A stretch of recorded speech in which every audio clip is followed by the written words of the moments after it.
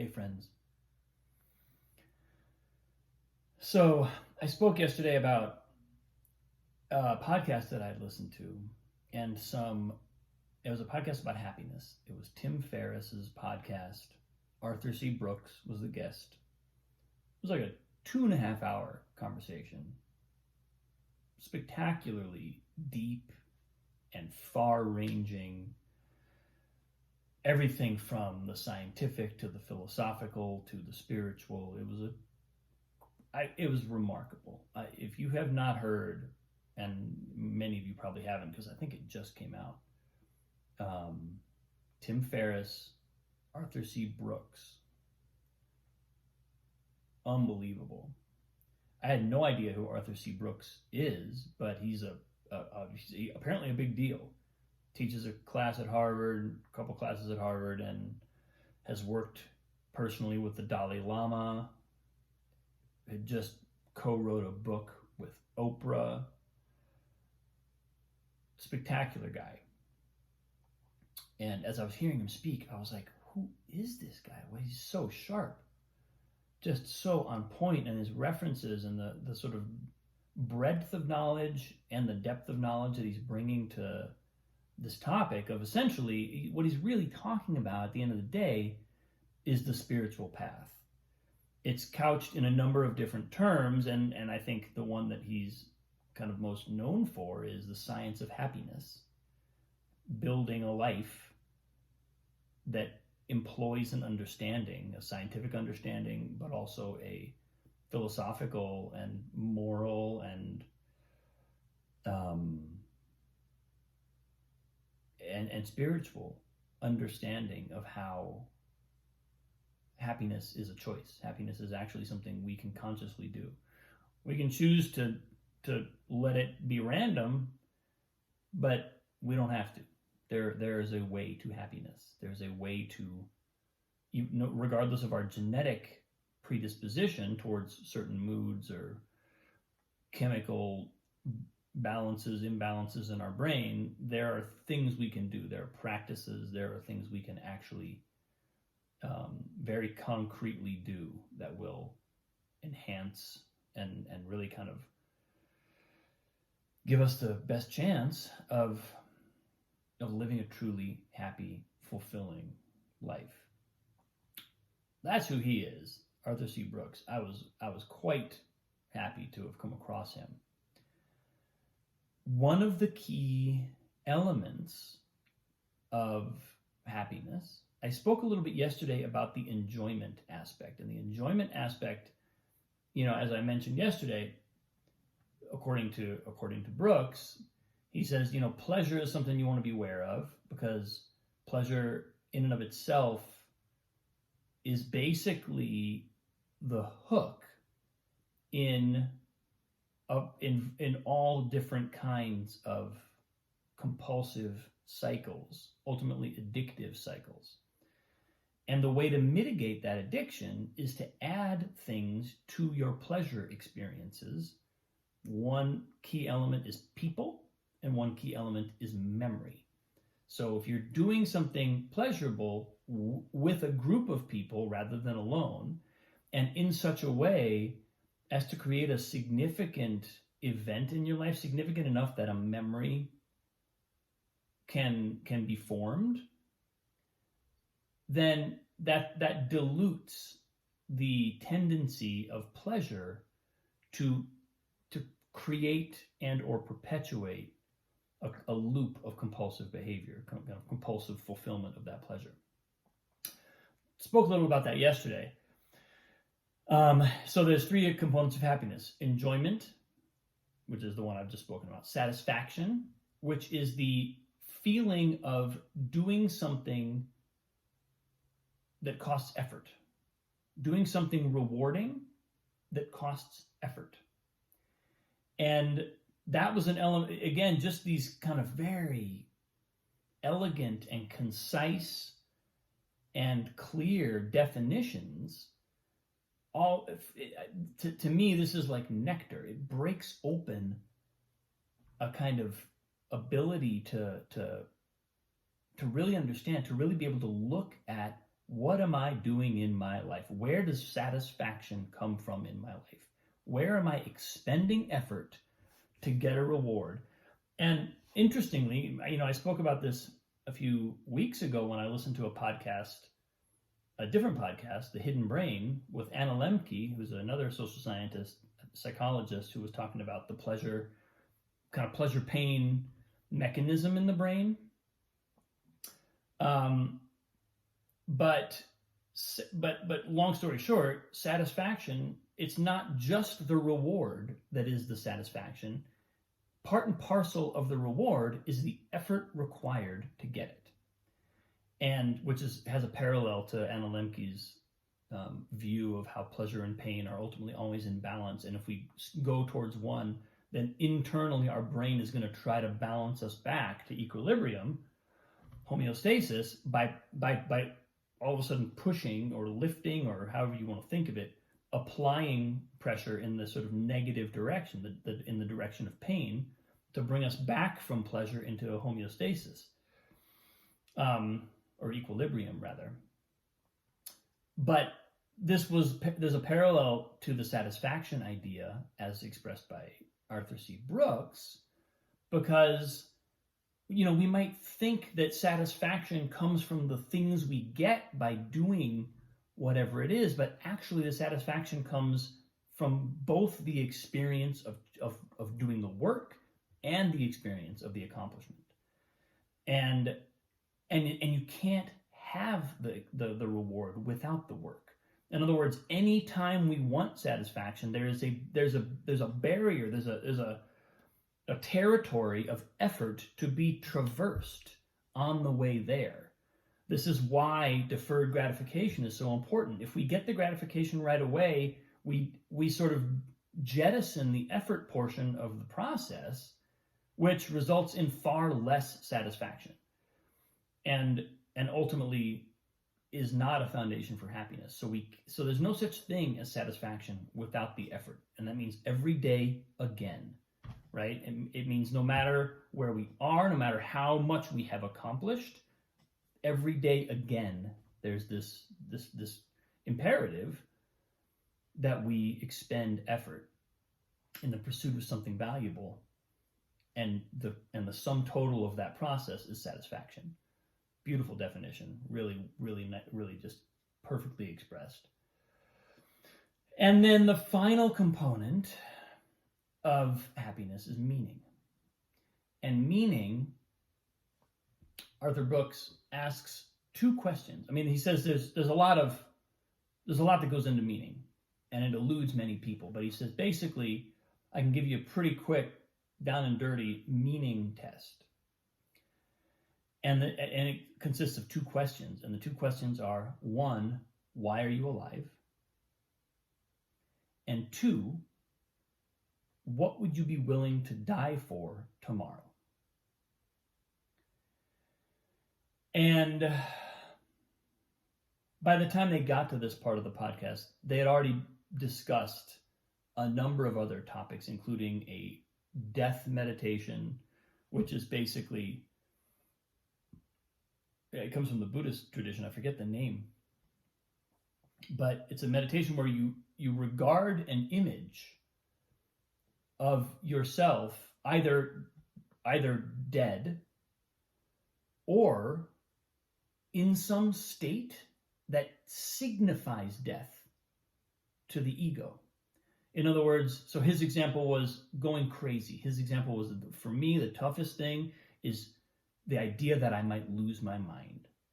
And so his death meditation is a reflection. It's a meditation on the image of himself losing his mind.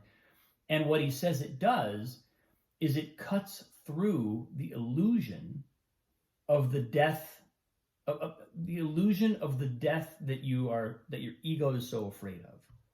It reveals that death to be an illusion, because by looking straight at it, we ultimately see through it into a deeper essence, into a deeper aspect of ourselves, and we transcend the fear that our ego has, that our limited self has, of this particular event. And a lot of times it won't be death itself.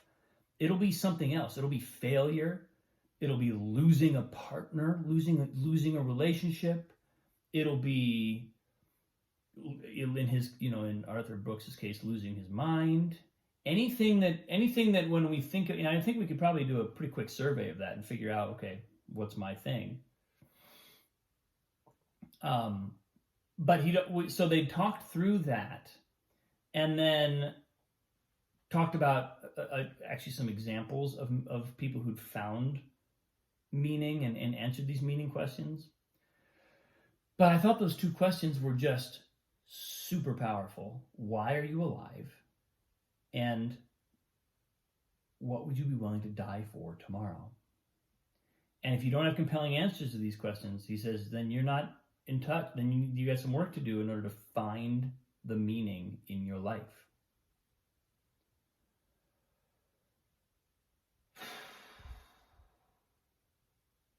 So I thought about it a little bit.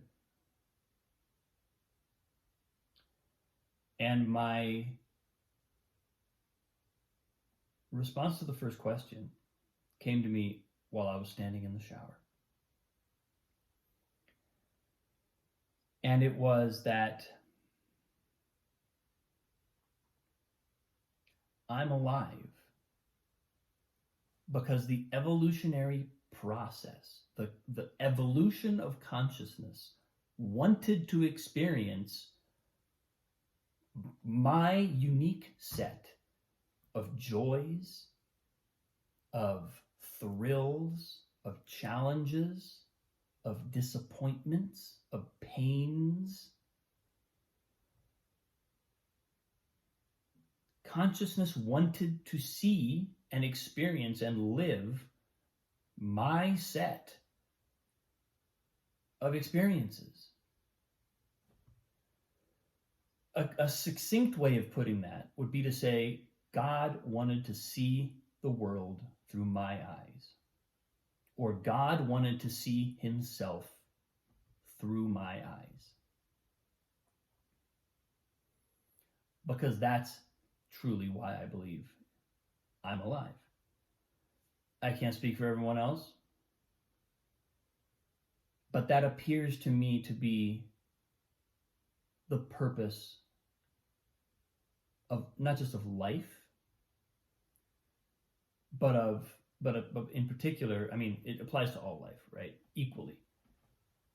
But it goes a long way towards explaining why there is a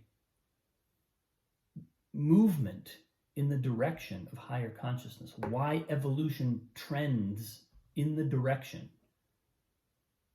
of increased consciousness, expanded consciousness. Because God wants to see himself, herself, through the eyes of beings that can more and more deeply perceive, apprehend the nature of God, the nature of the universe. Hope you can tell I'm not using God in like a Judeo-Christian kind of way. I'm talking about the universe, I'm talking about consciousness, the witnessing presence that sees, that is ultimately the eye of all experience, the unlocatable I, the thing that gives me a sense of being an I, but ultimately is not located. You can't find it. If you go looking for it, you won't find it. That being, that essence, wants to have experiences of itself and of the universe, which is itself, through the vantage point of this individual and that individual and that individual and that individual. This species, humans, cats, earthworms, plants. God wants to have all those experiences. So that's my answer to the first question. The second question What would I be willing to die for tomorrow?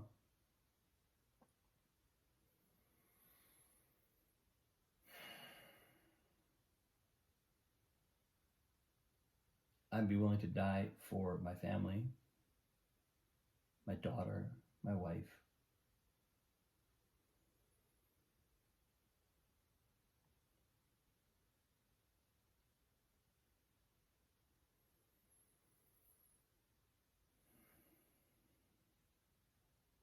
I'd be willing to die for my loved ones and true friends. Those people who are at the essence, at the core essence of my being.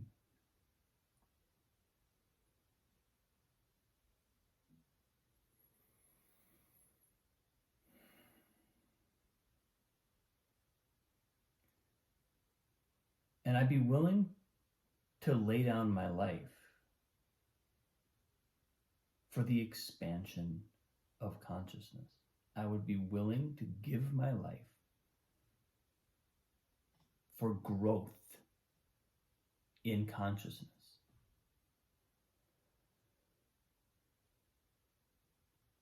And it's interesting because these aren't answers that I've had to, this is fresh, and I'm still, in some ways,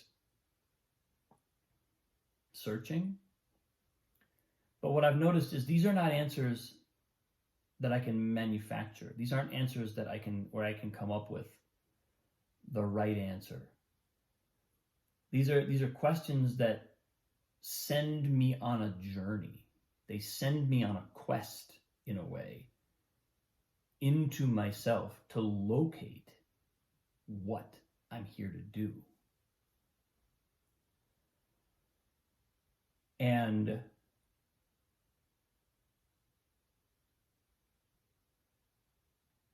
it's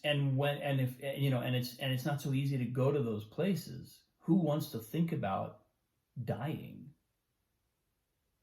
And isn't it kind of dramatic to think about, like, what would you die for? Well, yeah, it is.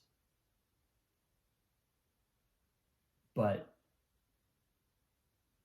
if we don't know the answer to that question, then we don't know why we're here. Then, as Brooks says, we don't have meaning in our lives. We don't know what the meaning of our lives is. Because it doesn't have to be so clear cut, like my purpose is this. Like a Sadhguru would say, whoa.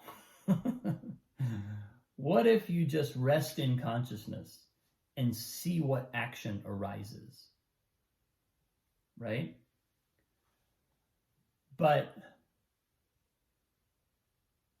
at the same time, the question, what would you die for? In other words, what do you value above and beyond survival? In a weird way, the question is perfectly phrased to say, what's beyond your ego? That's really what we're asking. That's really what the question means. What's beyond your ego?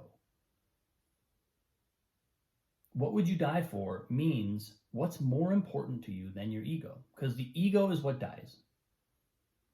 The essence does not die.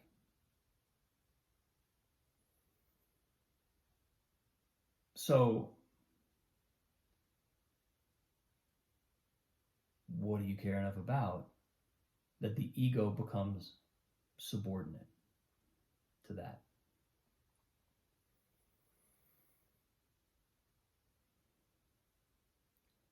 And I can't really answer that question without taking a survey of my life and going, what have I demonstrated that I care about? What are my actions? What is my history? The time I've logged on Earth? What does it say that I care about? I care about evolving consciousness in myself and others. I don't know what else comes close to that. the preserving the safety and security of my family and my loved ones is a personal thing that is more important to me than my own life. But can I give myself in service of something that's so large that it leads me not just to sort of protect my kin, right, which in a lot of ways is a kind of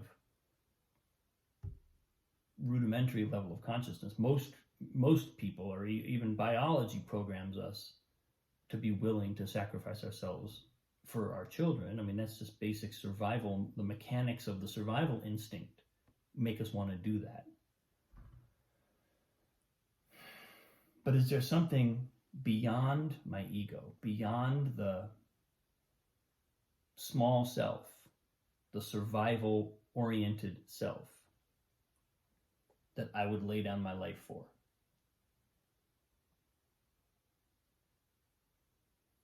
And the thing that I've most consistently, most enthusiastically,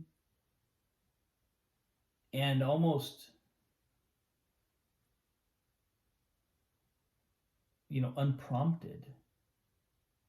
No one ever, I never received, I can look at my background and see how I was led down certain paths of development, musically, intellectually, emotionally, psychologically.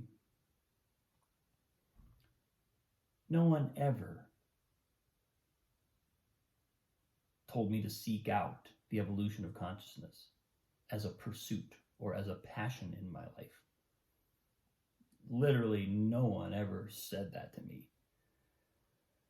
Not until I started going and seeking out teachers of that, who operate in that realm, and then they talk about it all the time. But I was not conditioned to do that. That arises out of what I'm here to do. So, what's a concrete example of me laying down my life for that? I don't know.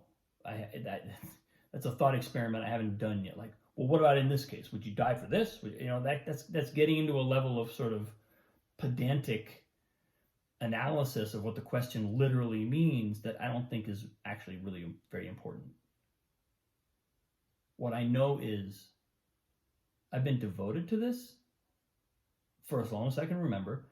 I've been devoted to this since before I knew what it was. I had amorphous inklings and thoughts and impulses at a young age that I did not understand and that didn't really come into, they didn't form into thoughts or concepts that I could give description to until I started entering environments where people who had similar impulses were exploring them and analyzing them and figuring out what this is. And then I developed language and concepts around those things. But it's the most important thing in my life.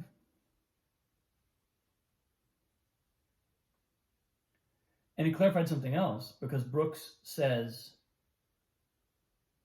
in order to really learn something, in order to really learn something, in order to be able to say you've learned something, there are 3 steps. The first is understand it. You have to understand what it is. The second is you have to practice it. You have to somehow apply it, have a practice in your life. And the third is you have to teach it. You haven't really learned it until you can teach it. And it clarified for me this kind of, again, impulse that I have had to teach and to guide, to mentor people, to coach people. It goes by so many, I've used lots of different names, lots of different words to describe what it is, but it's teaching. It's leading by example and by instruction.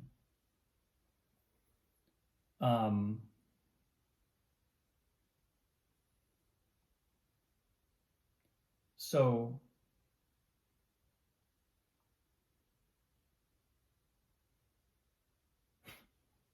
that's where I am today. This is undoubtedly my longest video post ever. If you're still watching, you're in the inner sanctum now. You've made it to the core of what I'm doing here. And I appreciate you. Thank you for being here. 25 and a half minutes in.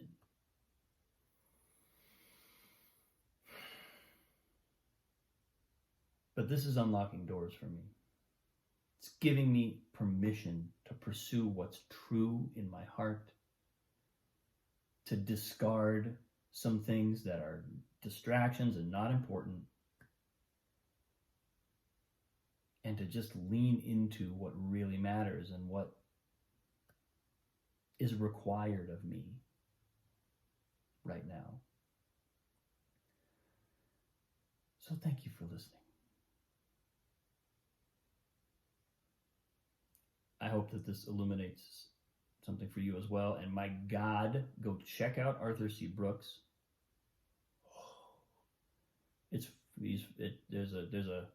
There's a deep, deep well of wisdom there.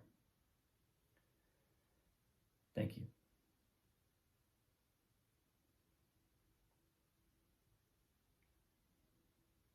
I appreciate you. I'll see you soon.